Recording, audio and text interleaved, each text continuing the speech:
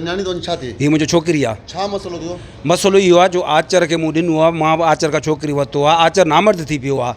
साईं पंहिंजो डॉक्टरी कराई, आखिर जा टेस्टूं आहिनि सरदार हाकुम खान कराया, ही टेस्टूं बिल्कुलु पाण इलाज कराए पंहिंजो बाबा ज़ाल हथ करे मुंहिंजो नंग खे खणी वञी रुलाए थो, बलोचिस्तान सिंध में हिते हुते कूड़ा प्रेस क्लब करे थो, छाजे लाइ करे थो?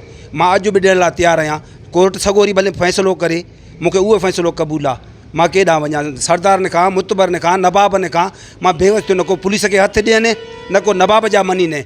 हाणे 4-5 सरदार नवाब मां फिरी आयुसि, कंहिंजो कोन था मञे, वरी कूड़ा मूं ते प्रेस क्लब कयऊं कराचीअ मां, छोकिरी अॻवा था कनि। बाबा अॻवा मां कोर्ट थो कयां, निकाह पियल आहे, उनखे छो था रुलाइनि? हीउ पंहिंजो बाबा हथु कनि, इलाज करे, पंहिंजो हथु करे, असां निकाह कोन टोड़ींदासीं। टाइम खां पोइ तव्हांखे ख़बर पियो त हू नामर्द आहे? साईं 2 साल खां पोइ मूंखे ख़बर पियो आहे। 2 साल न्याणी खे कुटंदा रहिया, विढ़ंदा रहिया, तूं सची न कर, सची न कर। 2 साल खां पोइ माना छोकिरी भॼी बाबा मुड़ुसु मुंहिंजो नामर्द आहे, मूंखे मारे थो। हींअर तव्हां छा था चवणु चाहियो? साईं हीअं इलाज करे पंहिंजो माना मूंखां पंहिंजो माई हथु करे, निकाह सां कोन टोड़ींदासीं, पंहिंजो माई हथु करे। सही आहे, जे सही न आहे त पोइ मुंहिंजो छो थो वञे, कहिड़े ॾोह में वञे थो?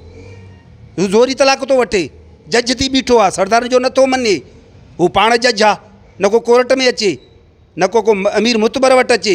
बाबा मां केॾां वञा? को रस्तो ॾियो, दुनिया में माण्हू त आहियो, केॾां वञा?